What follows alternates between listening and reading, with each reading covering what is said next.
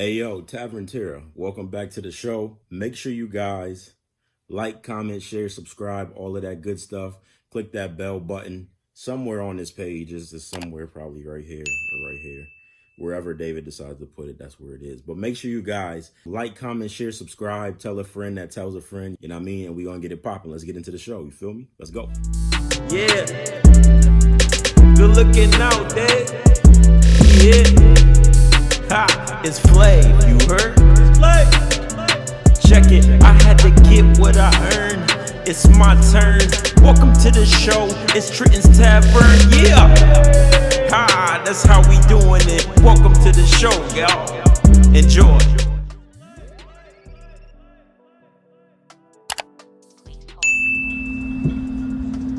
Welcome back to the show, family. It's three of us this time, as you guys can see. Me, this guy, and this guy. Who's this guy? Am I introduce myself? Yes. Hey, my name is David, aka Flav. I just needed to say your name. That's it. Why you don't want to let it? Why you don't want to let it out? Why you don't want to? He was about to go crazy. He was about to. I'm gonna limit it to 10 seconds. All right, go ahead. David, aka Flav, aka Dad of the Year, Husband of the Year. See, fly us up a mall. See, ride till we this fall. Is why I didn't let him talk for 10 seconds. It's your brother. You invited him. This is why, right there. I don't matter. All right, We out here. Well, y'all know this guy. If y'all don't know him, we did an episode before Red came on. I did an episode with him and his wife. I think it was called Married Young or Young Married or something. And I was asking y'all a bunch of questions about parenting and all of that. You know what I mean? Whatever. So that was probably 2 or 3 years ago. It was 3. 3. Because y'all had just got married. So y'all been married for 3 years already? This December 9th will be 3 years. Okay, so Don't yeah. quote me on it. Shit, I'm sorry if I'm wrong. Yeah, you gotta get that stuff right. Well, actually, I remember more than she do, so it's gonna be 3 years this year. Okay, well, happy 3 years when that happens. But yeah, I did an episode with him and her. He said he wanted to come back on to follow up, and I just wanted to ask him some new questions or some questions now that he's 3 years in, which I didn't know that went by mad fast. Yeah, it's been mad. But that's who that is. Go back and watch that episode, and then y'all can come back and watch this episode. For all of the support, all of the likes, the comments, turn the bell icon on, please. So when we upload, you guys get the notifications right away or whatever. And tell a friend that tell a friend. We're not gonna waste time because actually I'm the late one today. These niggas were just sitting here chilling, waiting for me. So we gonna jump. You still be having an intro on there? Yeah. I made the intro. Oh yeah, he's the one that made it. Yeah. He did all of the videos and the music and everything. He's the one that did all of that. I got a page too. Make sure you follow my page. It's gonna be in the description. You can look it up. Yeah, I got you. I'll put all his information and social on there too. Yeah. So we're gonna jump on over the topic of the day, and basically, what we're gonna do today is just have a conversation, asking this dude some questions, and you know what I mean, just shooting the shits today. You know what I mean? Like, so David, if you want to tell them about like your family and all of that right now, like just a little bit about what you got. I got 4 kids. I got a wife, obviously, and I got 2 dogs. One's Roscoe, one's Jax. I love. Roscoe probably my favorite. Yeah, Jax should be smiling. You can't say that about kids. No, this is the dogs. That's your kids too. Nah, bro, I definitely got favorite kids.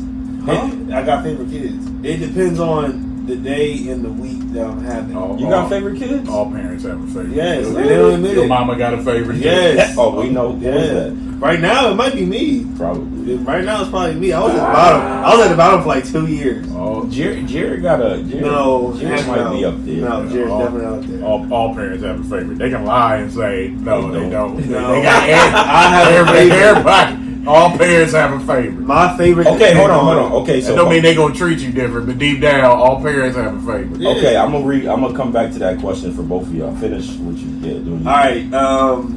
Yeah. So I have a 7-year-old, Mylan, about to be 4. Her name is Momar. We call him Momo. Trey Young. Yeah. That man's hair is mad thin like Trey Young. Then we got a 3-year-old, Anna. And then we got Amira. She the OG.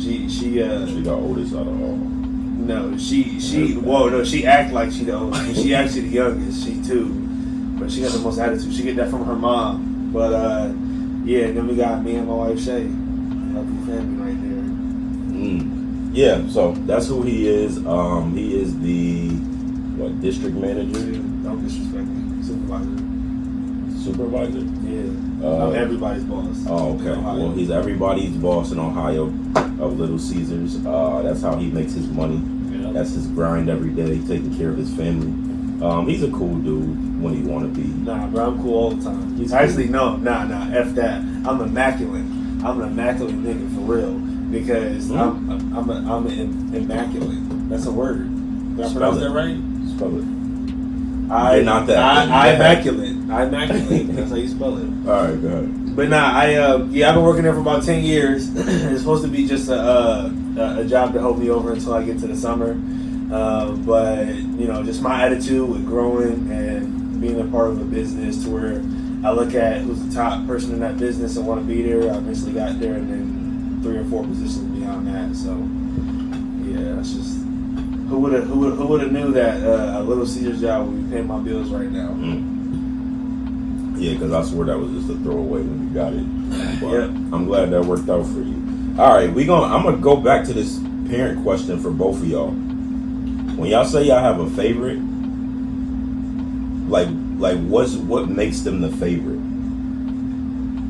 Y'all don't have to say who's the favorite, but what makes them the favorite. And if they watch this, they probably know who it is. Don't get in trouble though. Let OG go be that way First worse. of all, I'm dad. I can't get in trouble. So for me, Yeah. the one that gives me the less stress. Oh yeah, that makes more. The one that gets on my nerves the least. Yeah. That is the favorite.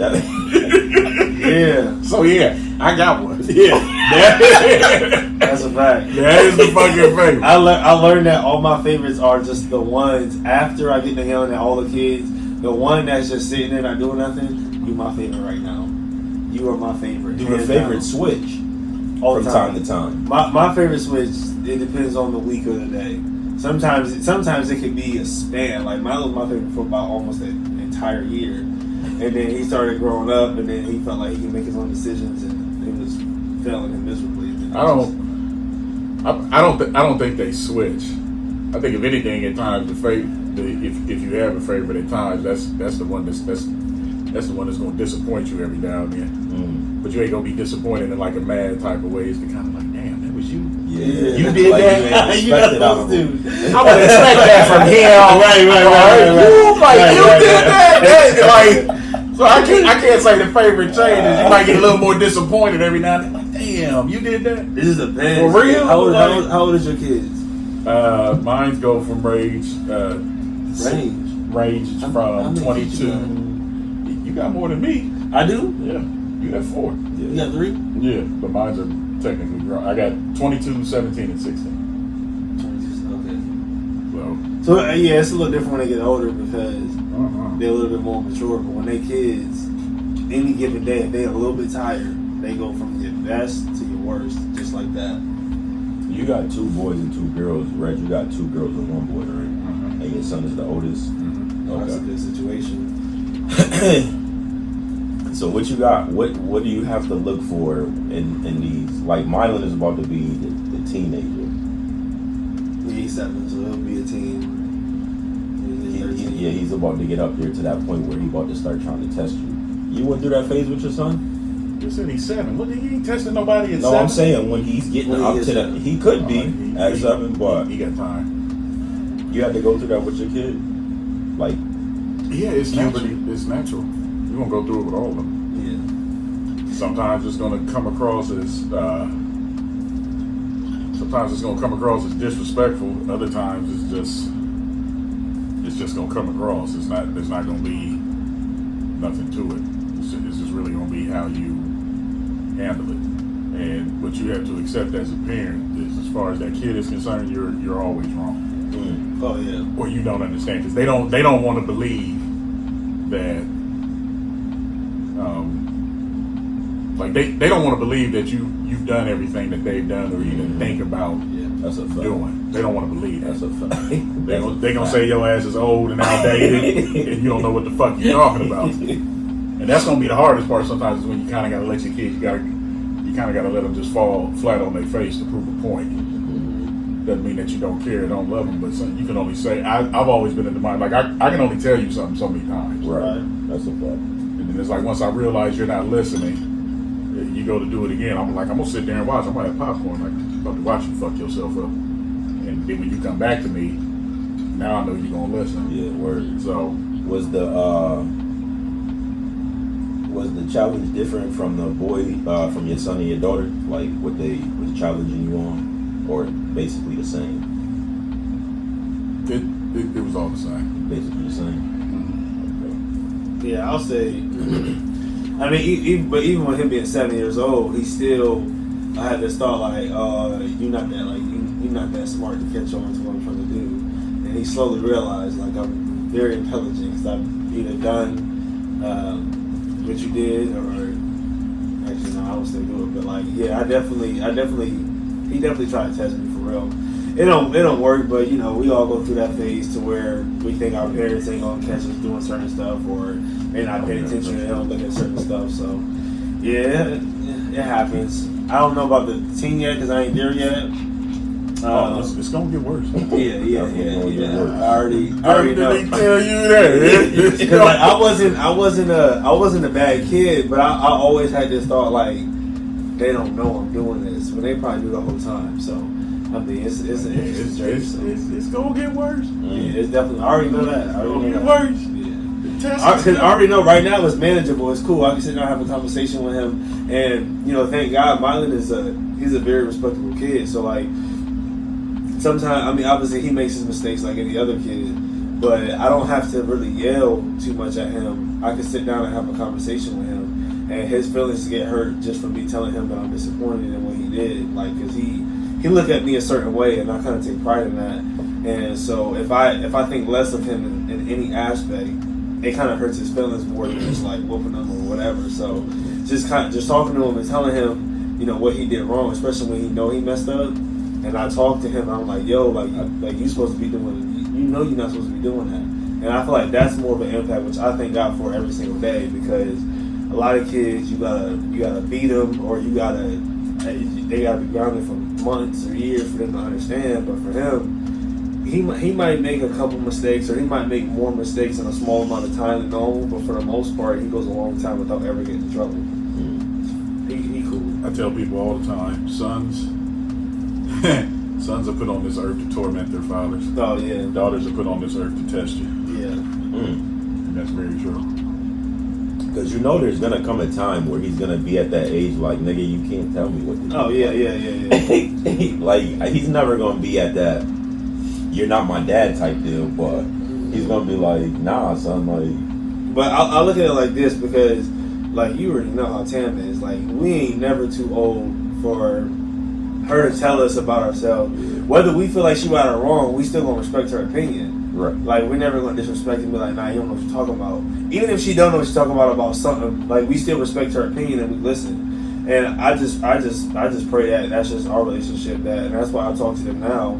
Just like that. I mean, they get disciplined when the situation is necessary for it, depending on what they did. But for the most part, I'm just really big on the communication. As long as our communication is good, you know, we can talk about whatever. But once that's not working, then we gotta take different measures. But the conversations, I feel like, works way more than me just whooping them and sitting them in the bed. That's what I learned as a parent. When I was younger, I was like, yeah, I'm just gonna whoop my kids and it's gonna be that. But your kids ain't work. They're not robots, so they're not gonna do everything you want them to do exactly how you want them to do it every single time. That's just not realistic. And once I got that out my head, which like the first 6 months of being a parent, after they got older, they were able to like make their own decisions and like function. So yeah, I realized that at a very early stage of my parentinghood. So yeah. All right. So my first question to you is, now that you're 3 years into marriage, what is the hardest part about marriage at your age? The hardest part about marriage at my age.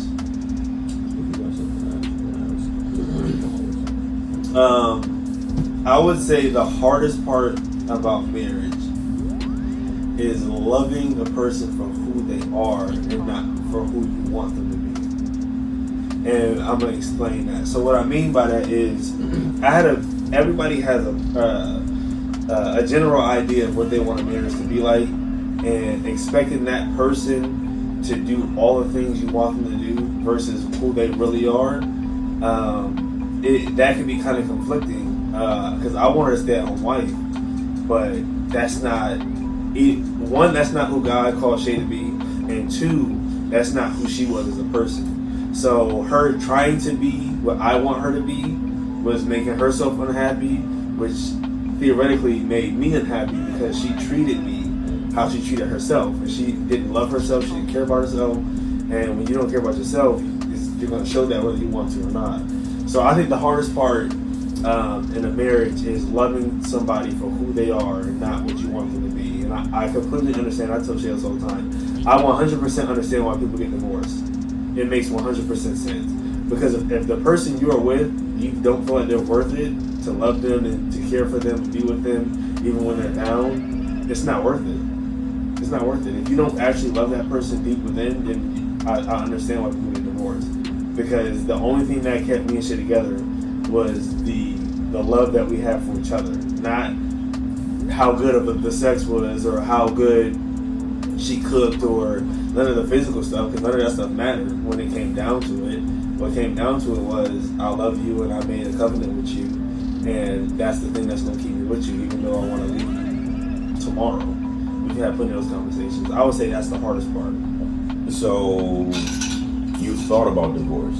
Oh yeah, yeah. Then anybody in the marriage will tell you they thought about divorce. In 3 years? Yes. How many times? I would say I'm gonna be honest. I thought about it one time to where I was like, I'm doing it tomorrow. That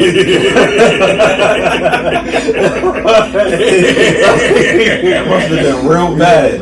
This shit is going down. Nah, like I was. Minute I wake up in the morning at the attorney's office, shit is over. Calling the lawyer first thing in the morning. Yeah, it was one good time. I was like, this is actually done. Tomorrow is the day. And this was during that time where she wasn't happy because she was trying to do what you wanted her to do. No. This is completely different. This is, she was, not to say too much, but she was dealing with like depression and things like that, which she, thank God, got delivered from. She's not dealing with that stuff no more. But she was really dealing with depression, and then things that happened to her at a very young age that was kind of coming back up, and it was reflecting on the people that was closest to her. So obviously it was my mom and me. So she was doing a lot of that stuff, and I made the agreement to be with her, and I knew she had these issues, but it got to the point to where it was like too much for me because, anybody that know me knows that I'm not really big on like negative energy. It don't matter what happens to me. Yeah, my rent literally at mommy's party. Yeah, my rent literally got stolen the day before it was due, and I was laughing about it. Like, my car got broken into, they stole my rent, my tires was flat, and I was laughing. Like, I don't do negative energy no matter what's going on. So it was a lot of negative energy that I felt like was like overtaking me to where I was becoming what I don't want to be. And then when my character starts to get conflicted, then it's like, okay, well then maybe I'm not doing the right thing. But yeah, I was playing basketball in the pitch black, 1 a.m. and I was like, I don't even care. I'm leaving tomorrow. Oh, literally? Oh no, yeah, I was done. I didn't go home till like, I want to say it was like 1, 2 o'clock in the morning. So you had to check yourself first, though. Yeah, well, in that point in time, it was about 8 o'clock. I was at work and I was like, yeah, I'm done. So I left work and I was like, I'm not doing this no more. I can't do it. It's not good for my mental health, and it's draining. And I was like, this is not what I signed up for. But God checked me at like 2 in the morning and was like, you said you was gonna do this, and I told you that's your wife. Like, you gonna call me a liar? And I was like, shoot, that hurt, because I was like, man, I'm ready to be done. Hey, there's nothing that'll really test your real love is when you feel like you're done and you stick it out. it's definitely worth it. Definitely worth it. Have y'all ever went to therapy, like marriage therapy? We did, but it didn't work. What you mean? It didn't work. Therapy don't work. People use therapy. Therapy don't work. No, listen, bro. People use marriage counseling as like a fire extinguisher, and that's not how it works. The marriage counseling should be used as something that's building what's already there. People try to use it as a fire extinguisher, and that don't work. I can attest. I'm the person. I've been through it, and I know a lot of. I spoke to other couples that did go to it, and the percentage rate of couples, married couples, that go through marriage counseling that are on the verge of leaving, and they make it out of marriage counseling, and then now they're sticking together, it's very low. It's not as high as they try to as much they try to commercialize it as. That's because people wait too late to go. Exactly. So your chances for success at that point, just like it dwindles at that point. It's not like a single person or a person going to a therapist just because they're having an internal problem with themselves, because there's no timetable on when you can fix yourself. Mm-hmm. But you bring in another person into it. 9 times out of 10, when you go to that marriage counselor, that's when either you or her or hell, both of y'all already at the point like, you know what, fuck this. So Exactly. you're already going to this meeting that you don't want to go to. Right. To go talk to a stranger Right. who don't know dick about either one of y'all. No. Right. No, it's the truth. Yeah, No, for real. Yeah, that's a fact. This person that you go on to talk to don't know y'all from Adam. Don't know y'all from Adam and Eve. Right. She gets to tell her side. You get to tell her side. You know, it's 3 sides to every story. There's this one, that one. The truth is always somewhere in the middle. Mm-hmm. And then you got this stranger putting shit in your head. Okay, well, from now on, you do this, all y'all, you do this. But 9 times out of 10, when most people go to that, they pretty much done. Now, the love they might have for each other, they might try and make it work. Yeah. But, I mean, the chances of it being, like he said, the chances of it being successful is slim to none, because, like, I ain't never been married. I've been engaged. I ain't never been married. But it's like, when you get to that point, like, if you already done, Yeah. because most people, I used to think it was just women that did it. I know for a fact it's men that do it too, especially if you're in a committed relationship. 9 times out of 10, like, before you break up with somebody, you've been thinking about it. Oh, yeah. You've been thinking for about sure, it. for You've been sure. thinking about it for a minute. Yeah, for sure. You either just That it's is two what things. it You're is, you're waiting on the right time to do it, Yeah. or you're waiting to see, like, maybe this motherfucker will switch up and we can get back. Yeah. And it's like when you finally get to a breaking point, you know, you're done. And a lot of times when that counselor comes in, like, you already at that breaking point. Yeah. And so, but the other thing too is, like, I tell people all the time, you know, lies don't kill relationships. Truth does. That's a fact.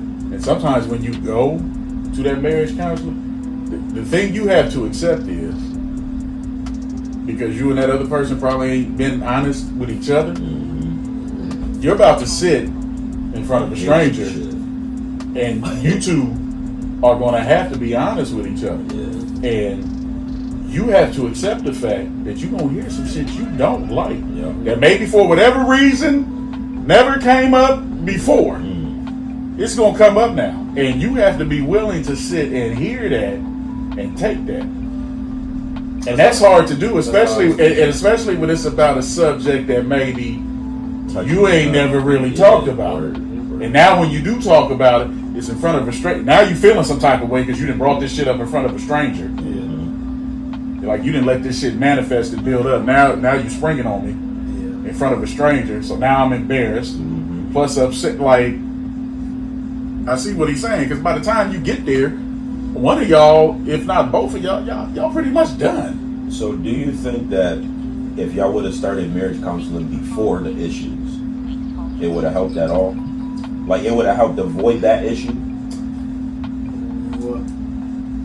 Well, the reason why I feel like it wouldn't have is because in order to when you're ready to fix an issue, you'll be tired of it and you'll be honest about it, and then you'll kind of just put it out there. the reason why I feel like it wouldn't have changed anything is because the stuff that either me or her was dealing with, we didn't know we were dealing with it. So going to marriage counseling would have just taught us how to love each other, but it wouldn't have shown us, or wouldn't have exposed the things that we had to just live through. And I think the biggest part is that's the problem. People rely on the marriage counseling to save the relationship. No, that's just a paper guide to show you what you're supposed to do when you go home. If you don't apply some of the stuff that you learn, or you have the tolerance or the patience to apply it, it doesn't matter. You can go to the best marriage counseling, whoever, instructor, whoever. You can go to the best in the world, but if you don't take this stuff home and apply it, then it doesn't matter.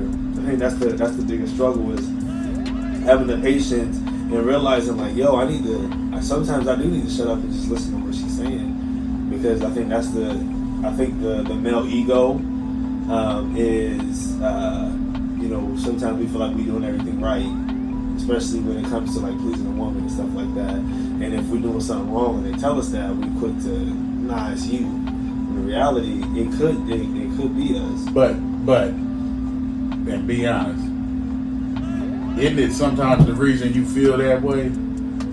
Because sometimes it ain't what they say, it's the fucking way they say it. Yeah, that's a fact. And that's what I be trying to tell people, like when I've been in relationships like this. There's a difference between talking to somebody and talking at them. Yeah. And I'll be the first to admit, you could be dead right in what you're saying. Mm-hmm. If you talking at me, I'm gonna treat you like some shit on the street. Yeah. Because there are ways to talk to people. Yeah. And people don't think about that. People think just because they're mad or justified, that gives you a right. No, because they're still a person. Mm-hmm. So yeah, I tell people all the time, delivery is everything. Communication was one of the biggest things that we struggle with early on, because you gotta, not only do you have to learn how to talk to somebody, but you have to respect the way that they want the information to be presented. Like, it was weird for me, and I ain't putting you on the spot, Shay, but this is just what it is. He about to. Yes, Nah, that's exactly what that means. I'm not putting on the spot, but that's exactly what that means. But Put it all on your neck. That's like saying, yo, no disrespect, but I'm about to disrespect you. Nah, but this is one of the weirdest things that I had to adapt to. It's so weird, but this is what she wanted. She's not the type of person that like if I walk up to Shay, right, and like, let's say, I know her, by the way. Right, no, like if I walk up to her and I say something to her, and like, let's say she did something wrong, like dead wrong, like in front of like the family, mm-hmm. we get into the car, I can't be like, yo, you really messed up. Like, now I can, but at the time I couldn't be like, nah, you messed up, like that was wrong. I would have to text her, even though she's sitting right next to me. What you mean? Bruh, I'm sorry, Jay. I'm sorry. What? Alright, so she don't like face-to-face confrontation, because what she's gonna do is, I always stand on, you approach a problem to fix it, not to just complain. Because I always say, stating a problem without a solution is just complaining. I never want to complain. I always want to fix the problem. So my thing was, I will always state the problem, and I would state a solution on how it could be resolved. But she wouldn't listen to me, because she was so afraid of confrontation, because every time she was confronted face to face, she was abused when she was younger. So she was really, really intimidated by the face to face confrontation if she did something wrong. So we could be sitting in our house with nobody in it, and if I say something to her, she's gonna shut down, and I'm not gonna get my point across, because she's gonna go in defensive mode and say everything that I'm doing wrong if I'm not doing it. So I used to have to literally, if she do something wrong, and I felt some type of way about it, she was sitting right here, and I couldn't say that. I'd just take my phone out and text her, and be like, sure, and then she would text me back, but she would be dead honest over text message, but she would not be nowhere near as honest if we did face to face. That's some under 30 shit right there. Yeah, that's wild. No, I get why he. Oh no, of course. I understand why too, she because she was. Yeah, she was abused, 20. but that's wild. She was 21 and I was 22. So definitely, that's definitely under 30 shit. Because I feel like there's a different way to handle that. There Even if it's just like talking, like even if we just like, you ain't got to scream at her. No, but then that also goes back to the thing of sometimes where, like I have a rule. And this is just with me. I don't care if it's friends, relationship, whatever. I'm the type. I didn't understand. Is that what you said? You know what I was saying? My bad. No, like, but I've always had a rule to where you got something to say to me. Yeah. You say it in private. Mm-hmm. If privacy does not permit itself, you bite your fucking tongue. Word. Until it does. I don't care if you have to bite your tongue until blood come out your nose. You wait. Word. Until it's me and you to discuss it. Now, to me, the only time you can break that now, if I'm doing some raw dog shit, thoroughly disrespecting the fuck out of you, cool. Okay, fine, let me have it. I'll take that. Right. But if this is some simple shit that we can just table this until we get out of this event, this person's house, this store, you fucking wait. Because one thing about me, I don't have a problem with confrontation. Right. I have a huge problem with public confrontation. Yeah. Because some people kind of live for that shit. Word. And I mean, don't do that to me in public. Yeah. I mean, I don't care if we literally have to fight. We can have an Ike and Tina scene in the car. We get in the car, you want to beat the shit out of me? Cool, go ahead. We can go ahead. But you're going to wait until we get in that fucking car. And it's just me and you. You're not going to do this shit while we in the checkout line. Nah, for real. At my mom's house on Sunday. You're going to wait till we get... You're going to wait till we get to where we need to go. I have a question because I feel it's something a lot of people take for granted. Because y'all have a big family. Yeah. And being the fact that you're married, do you find it hard?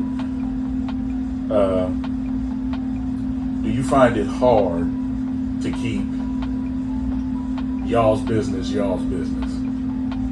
And what I mean by that is because the thing people, I think the thing people seem to forget is that like when you get married, and we was talking about this last night. Like when you get married, it's you and her above everybody else. Yeah, of course. That's above mom, your brothers, sister, everybody. Right. But sometimes, especially people with big families, sometimes people talk. Yeah.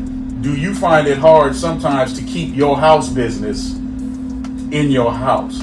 So I'll say it's a little complicated now because my mom she works for us and she's always at our house. I get that. And me and Shay, actually no, it's actually an easy question.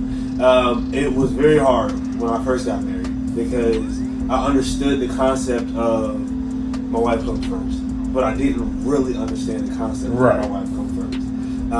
You think that was because of your age, or you just didn't get it? I think it was just more so because I just didn't get it. Because like for me, like the way I was raised, the way I came up was that I didn't always treat women the best.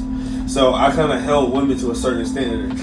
When I say I didn't treat them the best, I was. Oh no, you ain't got. Hey, you ain't got to explain. You a married man now. You ain't got to explain all that other shit. I was violent. Yeah, I was violent.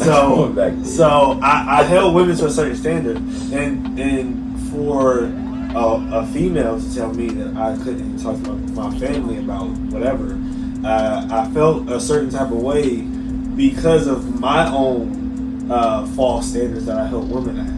And once I learned that she's above everybody, I made that agreement. I asked her to marry me. I made that covenant with her.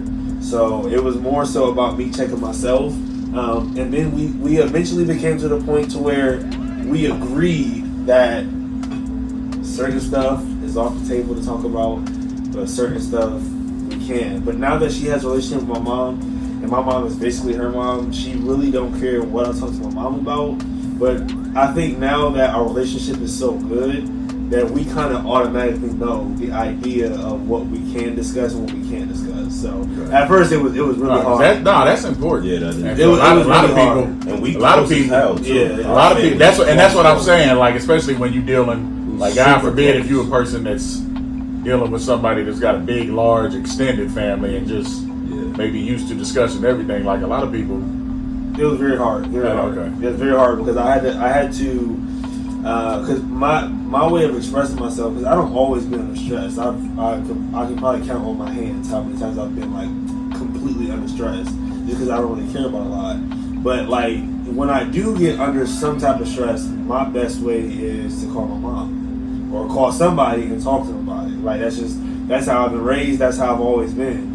And so not having that extra hand to kind of talk to relieve some of the stress actually kind of hurt us in a sense. But it also made us grow extremely quicker than what we normally would have if I was to reach out to somebody else. Because I had to kind of hold that in, and instead of me saying my truth to somebody else, I would just say it to her because I have to get it out. I'm not somebody that's just going to lie for months at a time. I got to get it out. And she's the complete opposite of that. So me holding it in, not talking to somebody else about it, made me tell her my truth. And it made her feel some type of way for a while, but I think she understands just how I am now. We're cool now. So it was very hard at first, but now it's very easy. You know, I think you when you started realizing when you stopped talking to Eric after he was disrespecting the kids and stuff, and y'all was living together. Yeah. That's when I kind of feel like things started to shift because I mean this is an old situation, so ain't no pun intended. Like, and everybody is over it now. But at first, like Eric and my older brother Eric and him was living together, and then David was being a dog, like he was being, so he had like girls coming in and out or whatever, like, and Shay was starting to become the main one, you know what I mean, like, and Eric didn't like the fact, that's why I said that was a good question, because Eric didn't like the fact that David was spending all of his time over there with him, because he was just used to him and David, like, and they was close, they got real close. So when Shay came involved, like David was with her and stuff like that, and then the kids was coming over, and Eric is mad meticulous about how he keep his place on. If one thing was out of order or this out of order, like he started spazzing. So he was treating the kids like shit, and Shay, you know what I mean, when she first started coming around, like, and I'm like, dog, like I had to pull Eric to the side, like, dog, that's his wife, you know what I mean, like she's not going nowhere, and that is the mother of your nieces and nephews. That's the mother of your nieces and nephews. Like, you treating her like that, what is that showing them? You know what I mean? Like, and they had a big issue. David actually stopped talking to Eric for almost a year because he was just treating the kids like shit when they came over and stuff like that. And after I sat down and had a talk with Eric, he was like, you know what? You're right. You know what I mean? Like, but I said that was a good question because that's how close our family is that something like that could have, you know what I mean? Like, he was used to him and David being so close, telling each other everything, and then Shay comes, and it's a shift. I think shit like that happens because I think especially in the, this is gonna sound so bad. I think especially in the black community, I think sometimes we put too much. I think sometimes we put too much emphasis on family, and because people act like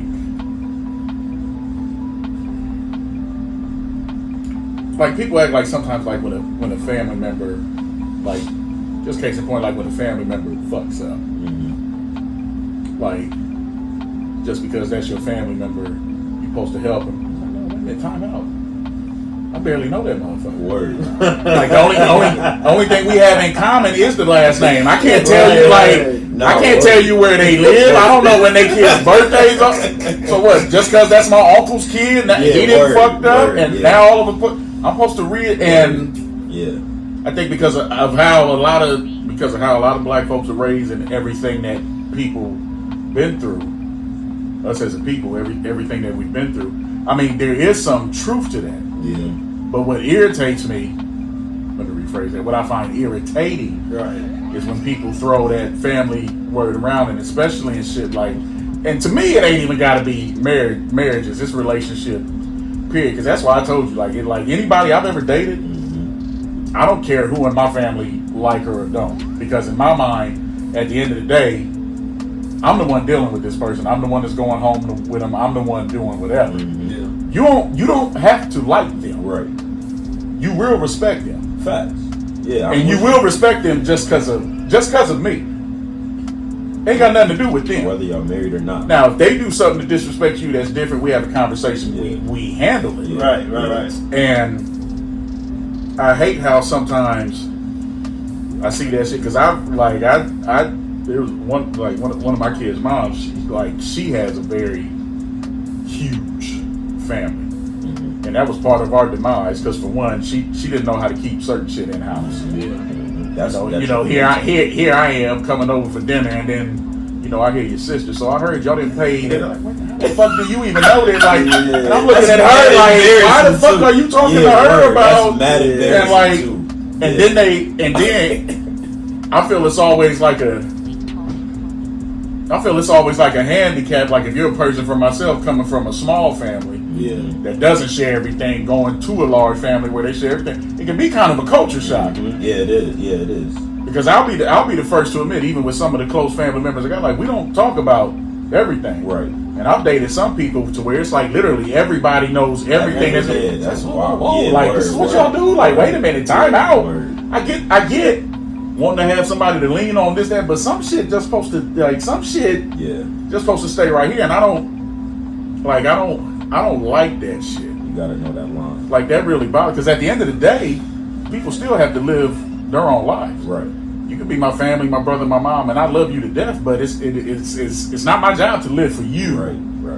And do what you like. And I think a lot of times people hold. I've seen it where it's like people hold family over motherfuckers' heads, and I'm like, that's just dirty. I'm recording. I'll call you back. That's just dirty to do to a person. You are so unprofessional. You're gonna answer the phone while we in the middle, especially after the speech you gave me last night. You gonna answer your phone? Speaking of the devil, we smoking. He knew what he was talking about. He called.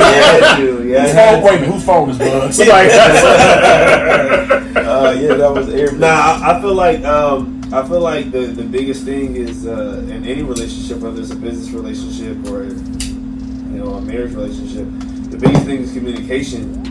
Communicating that up front, and I feel like that's a conversation that kind of get skipped over because that's not the first thought. Your first thought is really trying to learn a person. You don't really think about the relationship with their family sometimes. Mm-hmm. But I think a lot of the issues or the biggest thing that me and Shay figured out is that and this is a big tip to any marriage. There's 3 things that has to always be in pretty decent shape in order to have a successful marriage or a successful relationship. It's money, communication, and sex. If the sex is good, but the communication is bad, and the money's good, then y'all gonna argue. If one of those 3 things are messed up, y'all gonna argue. And the only time y'all are gonna be happy consistently is if all 3 of those things are always consistently good. But that's in a perfect world. I was gonna say, isn't that somewhat unrealistic? Yeah, that's not real. And I'm telling you, it seems like it. But the money situation. So I don't mean to cut you off, but no, because I'm about to challenge him on all 3 of these. Yeah, that's because I get you're married, and I ain't never been married, and I ain't trying to disrespect that, but I also realize I got 20 years on you, and I done some shit, so I'm about to. So the communication part, I agree with. Right. So we're gonna take this point by point here. You said, I'm gonna make sure I heard you right. Communication, money, sex. Yeah, all right. 3 things. Okay. The communication and go ahead, Red. My bad.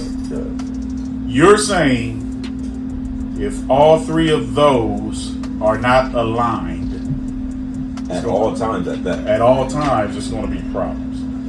I'm trying to make sure I heard you right. Before I try and attack you. I'm trying to make sure I heard you right. So it doesn't have to be perfectly. But I didn't say perfect. I just said aligned. He said perfectly. So I addressed what he said. But that's how you said it. No. So I said if all 3 of those things are in pretty decent shape, then the chances of y'all arguing, there's no room to argue. Because a lot of times when you guys argue, it's either a money situation or it's because of sex or it's because of communication.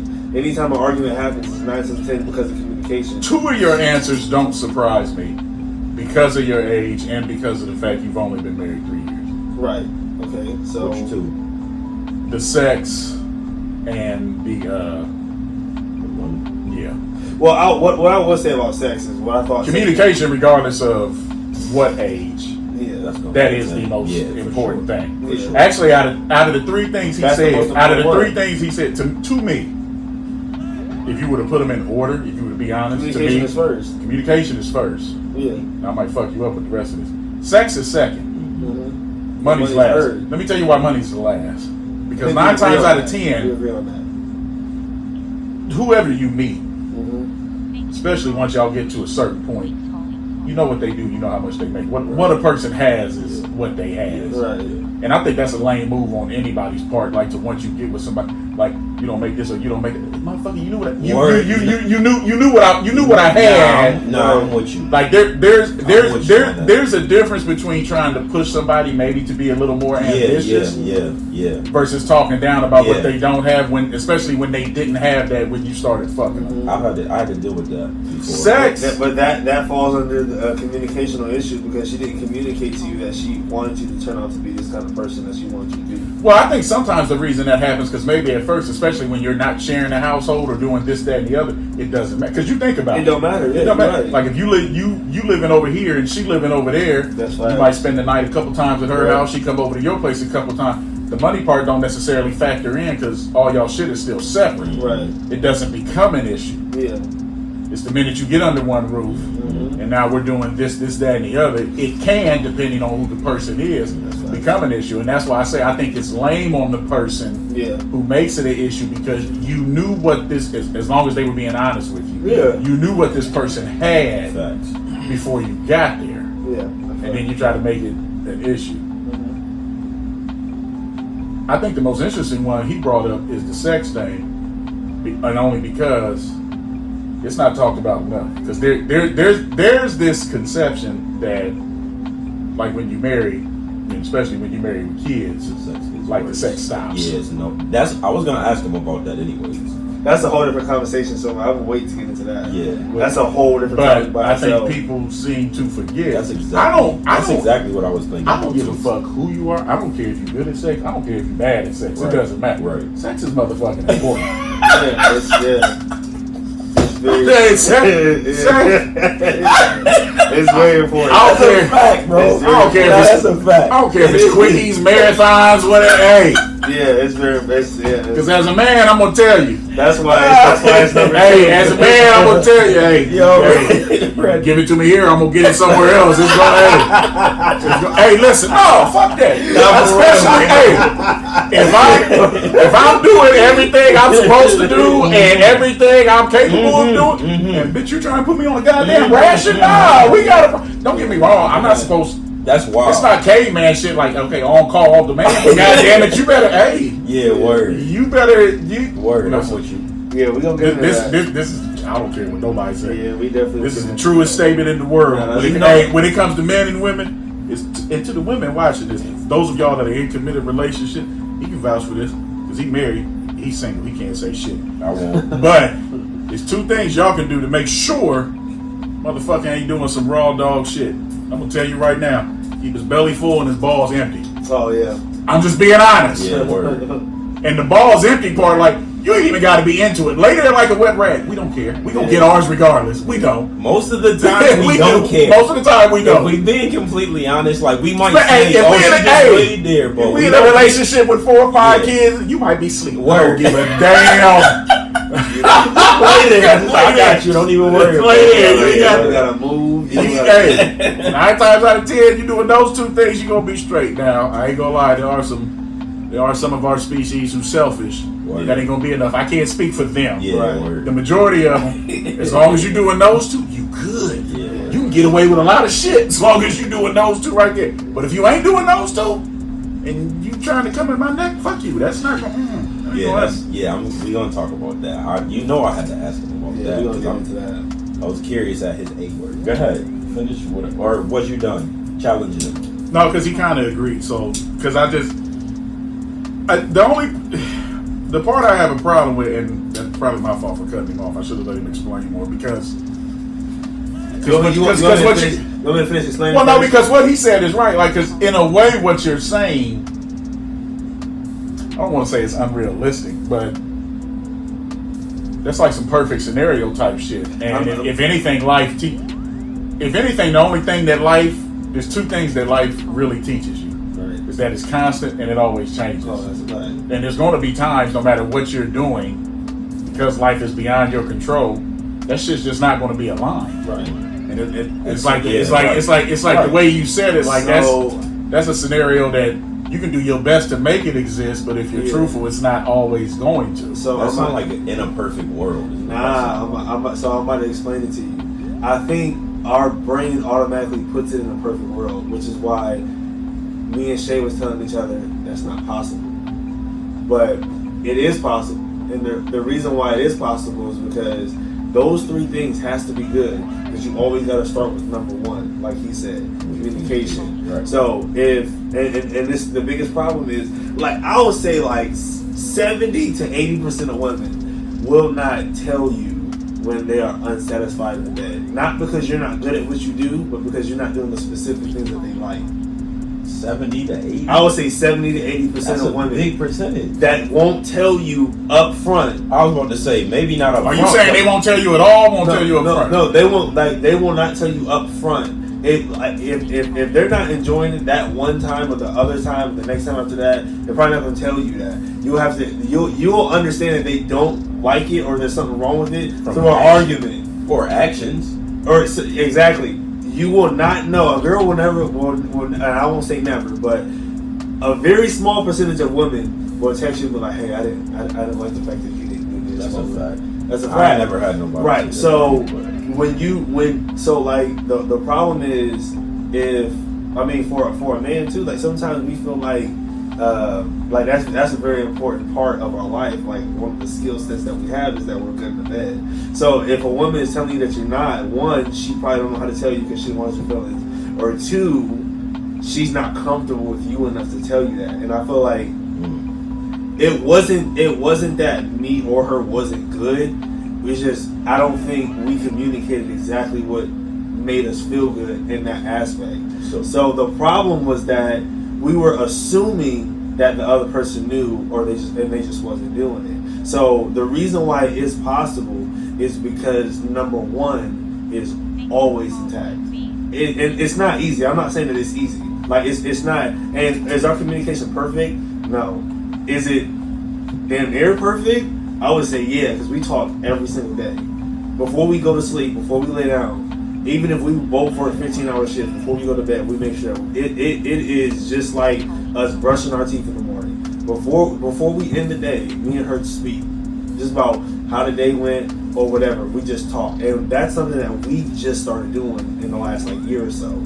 That automatically turns and make her comfortable to tell me, hey, you're not doing this enough, or I like when you do this. And then I can feel comfortable with like, yo, you should probably start doing this. I think the biggest problem is girls don't get more head. If girls get more head, marriages will be way more successful.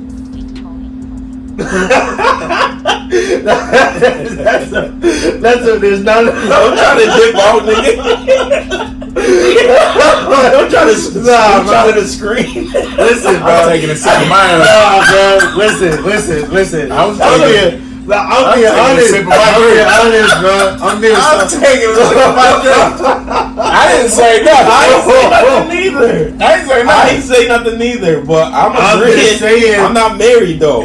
I'm married. That ain't got shit to do I with know, marriage. right. Listen. I agree with you. I'm just saying, if a female, if you just look at the time, so when the dude is doing what he gotta do, and the female is doing that for him, and he don't gotta ask for it, and it happened on a consistent, it don't even gotta be consistent, once a month.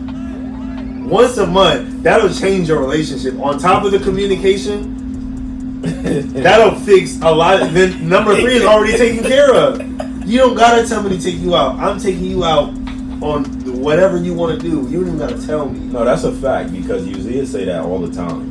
Like, if you just take care of me at home, like, I'll do whatever I have to do to make you happy with other stuff. Like, you don't have to work if you don't want to, or blah, but blah, blah. it's also vice versa. And I'll say the reason why it seems so impossible, it could be one from the past experiences that you've dealt with, or the past experiences that you've seen. And I've never seen what it looked like for a marriage to have 100% complete communication, and they're doing 1, 2, and 3. I've never seen it. Right. So of course, when I first heard that, I was like, that's impossible. But then me and her made I would say, it's not even like a pledge or like we both agreed to each other that we were going to do everything that we could do to make sure these 3 things are always taken care of. Do it slip sometimes? Of course it slips, but fixing the number 1 thing is communication will fix 2 and 3, and I promise you, it's not impossible. You know, but I feel like you and Shay, like, I think y'all successful in marriage, if that's what you want to say, because she's willing to listen to what you got to say. You know what I mean? Like, Vice versa, yeah. Vice versa. Yeah. You know what I mean? Y'all willing to listen to each other to change whatever needs to happen. Which is the cool thing about her, because all women not like that. No. And people don't just change because you get married. Don't just blame men, because men ain't like that either. Oh yeah, that's a fact. People not like that. So I'm just saying. Yeah, right? That's how I sounded. Don't just blame her. If you listen to what I said, the thing I kept repeating was that me and her made an agreement that we were going to do this for each other, and that we knew that if these three things were taken care of, we both had to make the commitment. It was hard. It took us 2 years. And that might not seem like a long time to some marriages, that's a long time. But it took us 2 years to get it right. In 2 years we went through the darkest time of our marriage, to where most people would never get there because they would have just left. Because we didn't really know each other. We got married after 7 months, and I cheated on her the first 2. I know. So we took a break in between. So we took a break in between, like a month break in between, and then came back. So theoretically, we only knew each other for about 4 months before we got married. And then we got married, and then moved in together, and then we had 4 kids. So being married by itself is already a trip. And then you add 4 kids, and then her mom lived with us, her mom moved out. Her sister and her boyfriend moved in with us, they moved out. Her brothers moved in with us, they moved out. Then we got a house. Like, we haven't even had the time to be with each other. So most people in our scenario, people that were dating for 10 years and they got engaged for 5 years and they got married, they don't even make it through sometimes. So I thank God every day that we made it through our darkest times, because I really feel like, at least now from here, which hopefully, like, we cool, but like now we have problems now to where we hash it out in 20 minutes, to where those same conversations would last us 3 or 4 months. It would have turned into something bigger. Going back to what he was talking about like him coming from a small family, dating somebody that had a big family. Did Shay ever express to you that her being put into our family was a culture shock because of the way her family is? And the only reason I'm asking that is because I can agree with him, because when I was with Tanisha, she told me that. Tanisha only had her grandmoms, her mom, her sister, and her grandfather. At the time, she didn't know her dad. Well, she knew her dad, but he wasn't in her life. She didn't have her little brother, nobody. So when she came into our family, after we broke up, she told me, like, yeah, it was kind of like I was jealous of y'all family, because y'all such a big family and y'all so close-knit. Like, and y'all, it's consistent.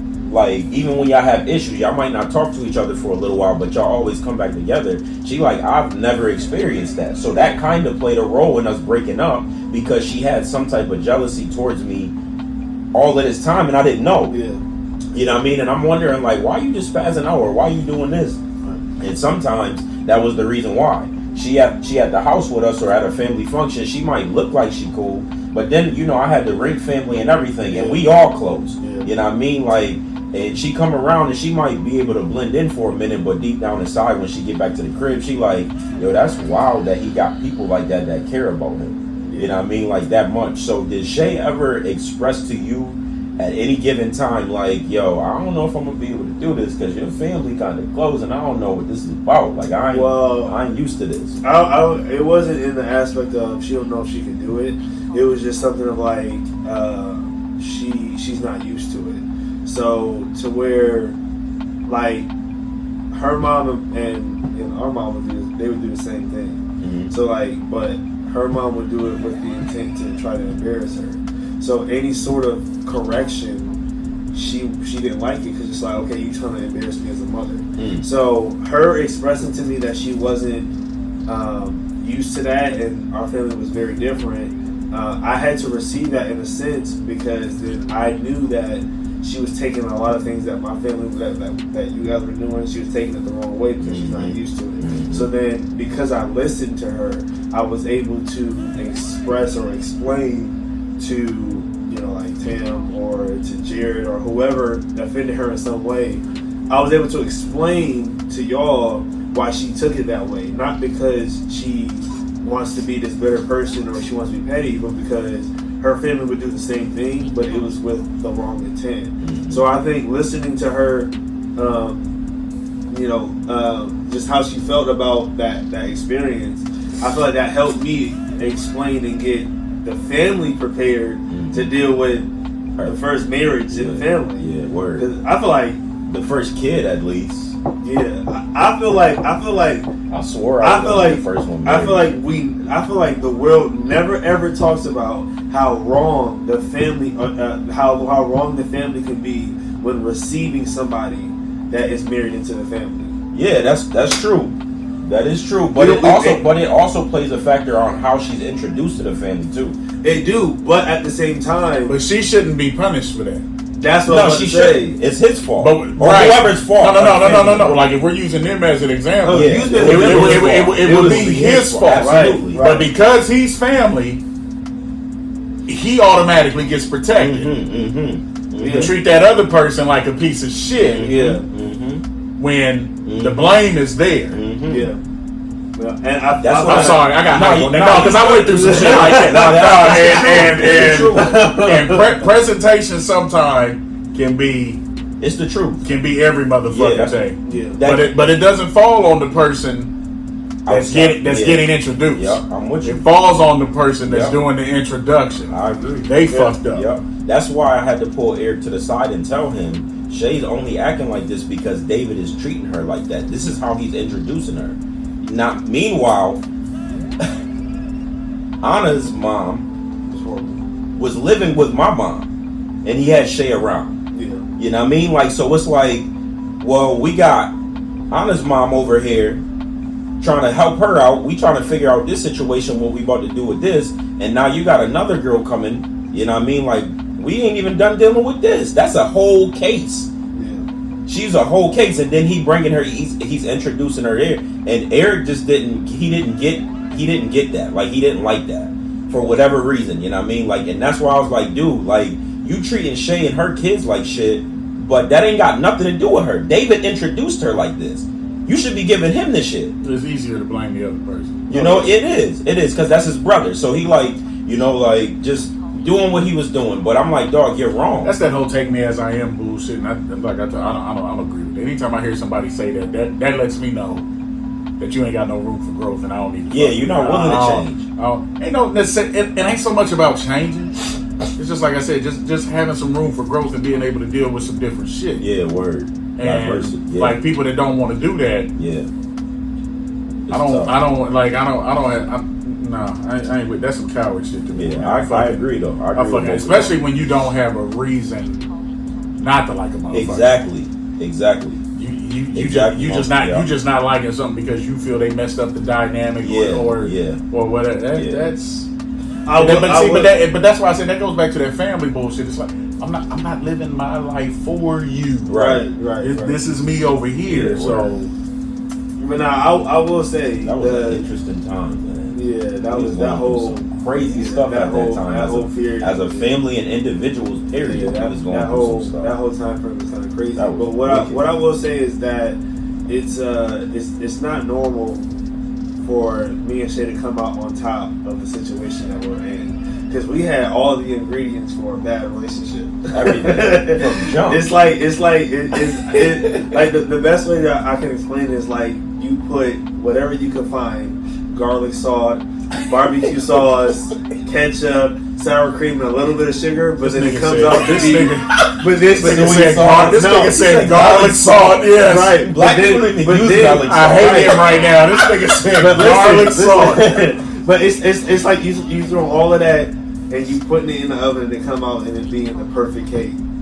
That's literally what I feel like our garlic relationship salt on a cake. No, that's but wild. But what I'm saying is you throw all the wrong ingredients, but it still comes out to be a cake, a perfect. Like it tastes perfect, and that's what I feel like our relationship was, because we didn't do the proper steps to getting married. We didn't like the relationship started off horribly. Like I lied about everything, and then I kind of represented myself.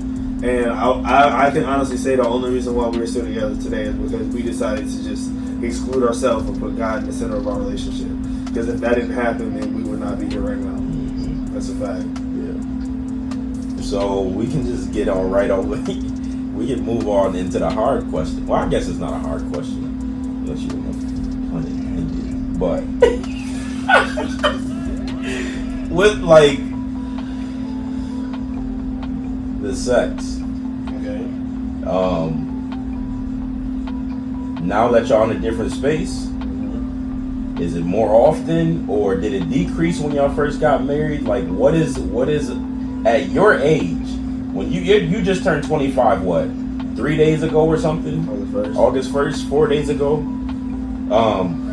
So if you were single, you could be out here just wilding out. And in today's society, they'll be like, oh, he 25. That's what I was doing at 25. You know what I mean? Like, just getting mad, whatever you want. You know what I mean? Doing whatever you want. Right. But you're married at 25. Right. So when y'all first got married, what you saying, y'all had all of those issues going on and y'all had every ingredient put in that motherfucking bowl to not work out. Right. How often was it at that time? Like has it gotten better, or like is it true what they say? Like it once you get married it decreases because y'all just living in the house, it gets old or whatever. Like how does that even work at 25? So what I tell what I always tell people is the idea of what you think your sex life is gonna be. If you think it's gonna be like crazy all the time, that's definitely not true. I will say is that because you're married or because of the kids? Yeah. I wouldn't even say it's because of the kids, because the kids don't even really like. I have a very rare opinion about kids. Kids for me isn't as big as a liability as people make it seem like. Like yeah, like we have 4 kids and the kids were babies and stuff like that, but like financially the kids wasn't a problem, but that's just because of the decisions that we're talking about the financial, but fuck all that other shit. We're talking about sex. Right. Do the kids. It didn't. Do the kids. It didn't like, cause like with us being young, I work a lot. So I'm going from sun up and then sun down. I come home, kids are probably in bed, and if I do get home early, the kids are going to bed in like an hour or so. Me personally, in our relationship, the kids haven't played that much of a factor to where it stopped us from wanted to do it, or like we wasn't able to do it as often. Oh, you're lucky. Mm-hmm. So now with other people, but then again, when we first got married, we had she was pregnant. We had a 1-year-old, we had a 2-year-old, and then we had a 4-year-old. So it was so in that aspect it's very different. Now when they get older, will that play a part? It could, but the older they get, it should get easier. Right? No, because then I would think. Hold on, No. not to cut you off, but I would think the older they get more independent. No, because the women, women get more self-conscious. See, you don't know this. Yeah, I don't know. That's what I'm asking. They get more self-conscious. That we don't give a fuck. That's a fact. We don't. That's a fact. No, you can't say that because you ain't. I'm speaking as a parent. Yeah. I don't give a damn as long as the kid ain't in the room while I'm trying to do whatever. Let's get it. Because let me tell you, the worst thing that could happen to you, and I don't know if it's happened to him yet, and if it hasn't, it will. A kid walking. When you pound it, and that kid walk in, and the first thing they gonna say is, "Get off my mama!" Hey, let me tell you something. That next morning, because I've had that happen. Let me tell you something. More than awkward. That kid is gonna look at you so fucked up the next day. It's almost like you got to win that kid back over. I got a question. Because you do that shit, that kid be on the phone with their grandma talking about, hey, He hurt him, Mom. you need to get over here. What's going on? I don't know, but I heard her calling for Jesus in the hallway. He hurt him, mama. Listen, let me tell you something. When that happens, You are an idiot. no, I'm telling you truth. When that happens, trust me. I got a question for you on That next morning, that kid is gonna be looking at you Hey, fucked look, up. so what is that conversation like the next morning, bro? Huh? What is that conversation with the kid like the next morning? Nigga. It depends on how old they are. Right, I was getting ready to say. Depends on how old they are. That's if they And how they play perceived it. it. Because if they're young enough, Yo, you can play it off like, hey, crazy. we was playing a game. Playing like- Don't pay now. But if that Now they're a little older. They can understand, like or even if it happened when they're young and they wait and ask you, it's totally different. Yeah, and it depends on the kid. But I'm telling you, when that happens, that fucks with you. And here's the sad thing about it. No, because all us dads treated the same. Like when it happened, hey, close the door. Like we are not stopping. The mama's gonna be like, we gotta stop. Oh, fuck that. I'm telling you. That is the most awkward. That is the most. That shit. That's hilarious. Man, you come down that steps that next morning, that kid looking at you like, word. They have an attitude. Word. Because as far as you was concerned, you was trying to fuck her mom. Yeah. Especially if they catch you. Wait a minute. This done happened to me twice.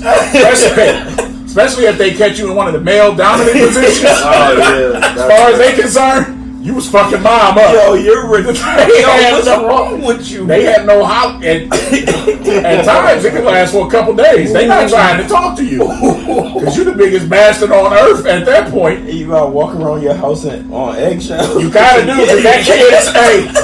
That kid is trying to. Yo, you're wild. That kid don't even look at you to say. Yo, I never even thought about that. I'm telling you. And I know what happened to me. Has that happened to you? Nah. Nobody But walked see, in. his kids are young enough. Like they're young. I know, he got the 7-year-old. Milo would be traumatized, which is the 7-year-old. Yeah. He would be traumatized. But then again, like we don't like he listened though. No, nigga, listen. When it happens. Because it's gonna happen. No. I mean, you got 4 of them, right? There were times to where like we might be in the living room or something. We think the kids are sleeping. One of the kids come out and ask for a random hug at 12 o'clock at night. No. Until you hear the get off my mama.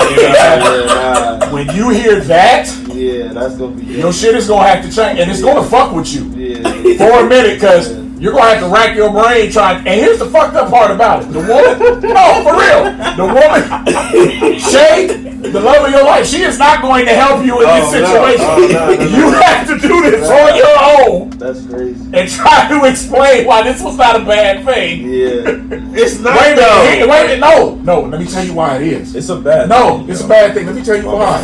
Because depending on the kid.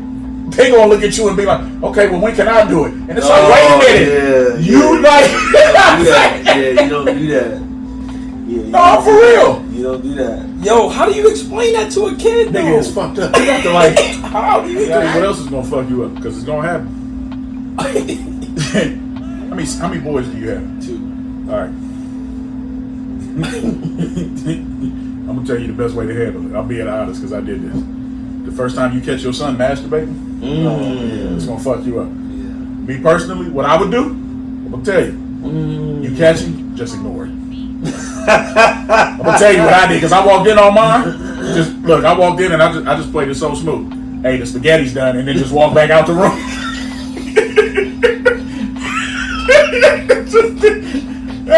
just Just don't even acknowledge what they doing. Just don't. Yo, I'm serious. Okay, yeah, I ain't got kids. I ain't never thought about none of that conversation. It's gonna fuck you up. That's wild. Because, it's gonna fuck you up. Because here's the thing. It's a natural thing. It's gonna happen. Yeah, it's gonna happen. But it ain't necessarily the easiest thing to talk about. Right. Especially if y'all ain't had to talk yet. Because you have to broach it in a way. I was about to say, how you bring it up? Like, how do you even mention that to him? Oh, I did it in the most ghetto way possible. Like, he came and sat at the table. I just kind of looked at it. Good?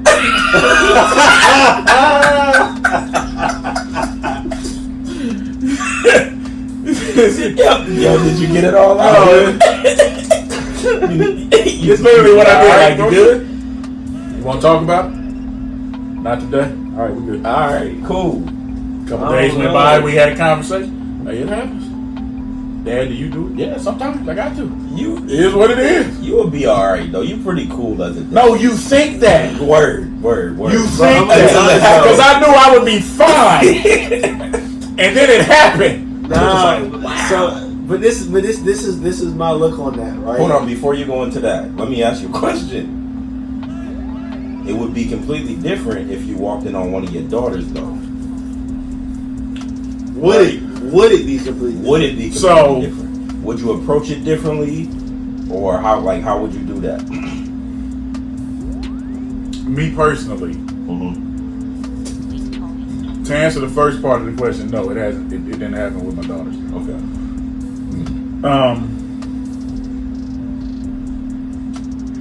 If it would have,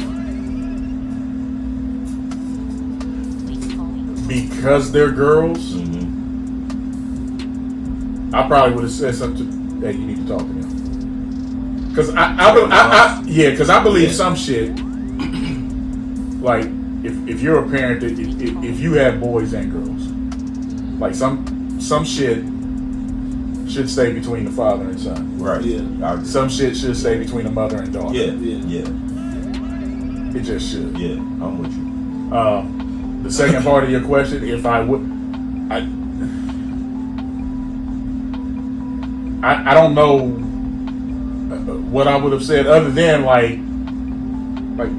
you ain't do nothing wrong. Like, it's going to happen. Right. It's a little different for your dads because you want to have this belief that you can do everything in your power to make your daughter innocent, and maybe you can keep them that way for a long time. But eventually, they gonna do what they want to do. Just like there are men out there who have daughters who are strippers and might even been porn stars. Right. It doesn't mean that they were bad fathers. Right. That's just what they could have been A1 dads and did everything that they were supposed to do. Their daughters got to a certain age, whether you like it or not. Doesn't matter. Yeah. They're going to do so. I mean, but to answer your question, like that's probably one of them ones. So I looked at their mom. Yeah, I'm gonna let you take this one. Yeah.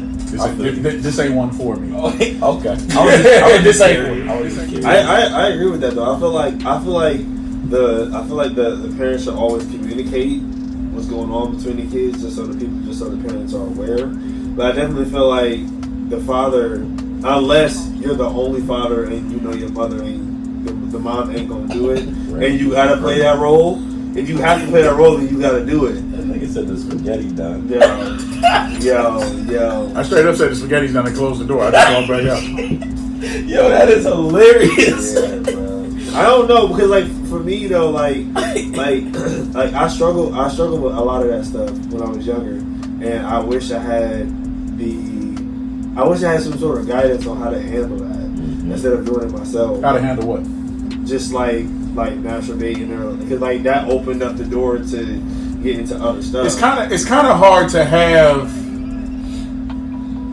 There's a difference between a masturbation conversation and the sex conversation. Yeah, but because yes and no. Because you have no idea. Like, so the first time I ever got hard, I was 9 years old. Yeah. Freaked me out because I had no idea what was going on. Right. Like I literally ran down the steps like I'm broken, something's wrong. Piss is flying everywhere. Like you know, man, ain't nothing more painful than trying to piss with a hard dick. You gotta lean back. That's the weirdest thing I've ever nigga, like that is motherfucking. God, why did you do that to us? And my dad wasn't home at the time. I'm running the kid like, Mom, something's wrong. I'm broke. What? And it was funny when so my dad got home from work, and I guess my mom had told him, and he looked at me and he was just kind of like, so I heard you had a problem this morning. I was like, yeah, I ain't know how to fix it. And it was funny was his response. He was like, well, it's not nothing you can fix right now. Right. And I was like, well, what do you mean? He was like, I could tell you right now, it's not going to make any sense. Right. Not at 9 years old. He said, but I guarantee you, in another 3, 4, 5 years, this is going to come up again. Then we can talk about it and you'll have some understanding. And he was right, because what he told me when I was 15, and he tried to tell me that at 9, I would have been fucking lost and clueless. Yeah, no. Like, I wouldn't have known nothing. Word. So I think it just... Did he have the sex talk with you too, though? Yeah, was it completely different. It was the most uncomfortable thing ever. Really? Who initiated? Did you like go to him and ask him, or he? No, he did. I think part of the reason it was uncomfortable because I grew up with my grandparents. Okay. I don't know my dad. Yeah, you told me that. So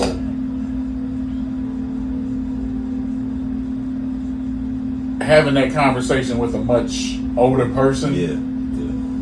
It didn't really come across like a conversation. It came across more like a sermon or a lecture, which I get now what he was trying to do, because it's like, don't, like what he was saying back then, I didn't get, like, don't do nothing before you're ready. Some of these chicks are treacherous. You don't make sure you do. I didn't, instead of just, I get what he was doing now. It took me a long time to get it. Do you feel like maybe you didn't receive it the right way because y'all didn't have that proper connection or relationship with mom? No, I feel the conversation went the way it did because I grew up in a different time from y'all, and if you were raised back then, if you were raised by your grandparents, they pretty much, to a degree, they treated you the way they raised their children, right? They were more disciplinarian. They just did things a certain way. You have to understand, my grandparents were born in the 30s, right? So they went through the 50s, they went through the 60s, all of that stuff. So because of that, like I tell people all the time, I had a very strict upbringing. Like I was the one kid, like I used to have to go to bed. It still looked like this outside. All the other kids on the block, they still out playing. I'm in the house watching Danger Mouse because I gotta be back. They were very strict Christian parents. And now don't get me wrong, I had certain amenities maybe that my uncles and aunts and even my mom didn't have, just because I wasn't a grandkid. I was the first grandkid, but when it came to their rules, I had the same rules they did. I had no choice. I had to go to church on this day. The grass had to be cut on this day. I had to do this. I had to be in bed by 7:30. Same fucking way they grew up. So there was nothing wrong with the conversation he gave me, Right. because he gave it where he was coming from. Because that's probably how he talked to my Uncle Skip. That's how he talked to Uncle Mike. That's what he told them. So it's not his fault. Some people will look at it and say it was his fault. It's not his fault that I didn't receive it a certain way. Because he delivered it the best way he knew how. He delivered it the way he felt it should be delivered. Right. And it just was what it was. Like the only thing I could ever put on my grandparents is maybe that they might have kept me a little too sheltered, which is why when I turned 18, I went crazy the way I did. Because my dad's rule was very simple. He was like, this is how it is till you 18. He said, 18, you are legally adult, and I am no longer responsible. Do what the fuck you want at 18. And I took that to heart, because when I turned 18, I lost my motherfucking mind. Everything, as far as women, drug, all the shit. We ain't got to talk about everything I was doing, but the stuff I did. Yeah. I do think part of that was because I was so sheltered, and because I was trying to do things to appease them. I didn't understand the concept of really living for myself until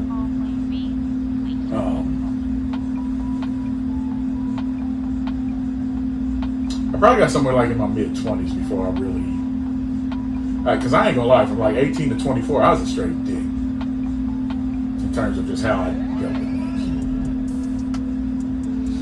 things. I felt like somebody getting out of prison. Especially when you're growing up with, one parent's a regular church person, the other one, you're dealing with somebody else who's a Seventh-day Adventist. So there were some days, literally, my whole fucking weekend at church. Saturday mornings, I'm getting up, all my friends outside playing. I'm on my way to motherfucking church in a suit. Didn't get to play Saturday, then here comes Sunday. I'm on my way to motherfucking church again. And my dad was on everything. Usher board, this board, that board. I get to church at 10 o'clock, not getting home till 5. Bro, we know, we know So, all about that.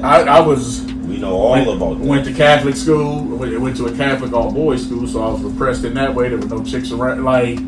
I was real.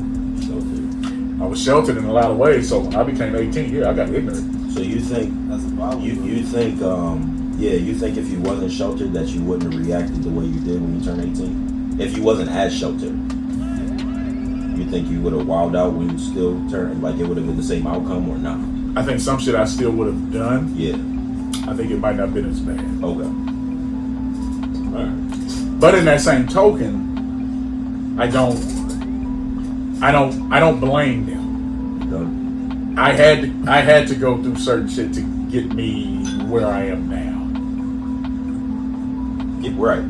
I had to. So yeah, I don't blame them. They were doing what they thought was right, and I'm the same way with my kids.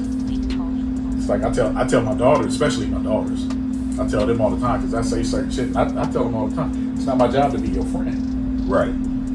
I'm going to piss you. I tell them all the time, like, I'm going to piss you off until I die. Word. I said my job as my father, as a father, and I've said it to my son too. Like my son, I tell him, my job with a son.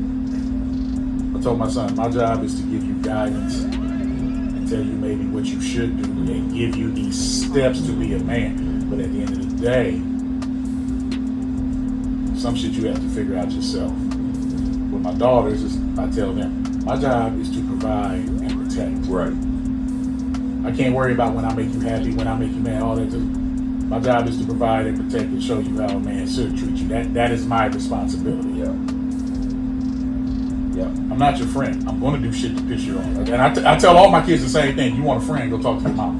Word. That's their job. I don't want what you just said to go unnoticed or just fly by it like it's just something that. I don't want that to go unnoticed. What you just said of how you talk to your son and your daughters. You said basically you had different roles. Because I feel like nowadays everybody wants everybody to be treated equal, or everybody like you have to do the same thing you do with your son. You can't do the same. You can't because like this is the because they're two different problems. The only thing my kids have in common is that they don't look like me. And what I mean by that is they're going to have certain problems that I didn't have to deal with because of what I look like. Yeah, you're right. So when it comes to that, I can tell you how to do this, and that. Yeah. My son, as a black man, here's this, and this. You two black women. Because it ain't like my daughters look. I think people crack up when they see my son, and then they see me. Because no, for real, like my son is your complexion. Hell, he might even be a little bit darker than you. That's how dark his mama was. Really? Yeah, he is. Now my daughters, you wouldn't necessarily assume they mix. You would look at them and just say one of their parents was light skinned. So there are certain problems they're going to have to deal with. About Rihanna's color, right? Maybe a little darker. Your daughter. If you think about it, they both actually. Honestly, if you look at it. Oh yeah, they're both mine. They both are. Yeah. So, but even with that, one's a man, the other two are women. Now, I can't. Those two younger ones, I can't tell you how to deal with women problems. Right. I can tell you how to deal with what you shouldn't accept from a man and what you shouldn't accept from this, and if he ain't doing this, cool. I can give you that the best I can, and I can teach you how to defend yourself.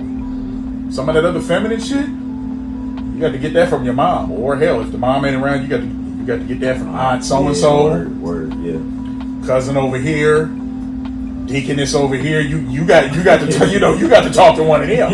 Yeah. Same thing with my son. I can tell you everything to do to be a man. But you still have to figure it out for yourself. All I can do is put you on a path. Because eventually you're going to get to you can't be 23, 24, 25, 26 and still saying, what should I do? Right. You can call me and ask, what do you think? Yeah. And I can tell you, but at the end of the day, you have to make the decision, because here's the thing. You have to deal with the repercussions. Because I'm at an age to where I'm all about me now. You're grown. I will be here to support you and do anything I can, but I kind of, if I don't, that's why when I make the joke about fuck them kids, they're like, you ain't my responsibility now. I'll help you in any way I can, but this is my time in life to where it's like, this is me now. Yeah, you gotta make your your own decisions. You got to figure some shit out. Like the best representation of that is what's the movie with T.I. ATL when he's talking to his brother in the hospital. Oh, yeah. He said, "I can teach you everything under the sun, but you got to figure out how to be a man on your own." And in some ways, that's true. Yeah. I can show you every trick in the book, Right. but some shit you still got to do on your You own. gotta apply it. Because regardless of what I'm saying, I've had to learn this the hard way, and it would make me disappointed in people. It was like, I can tell you to do this, that, and the other.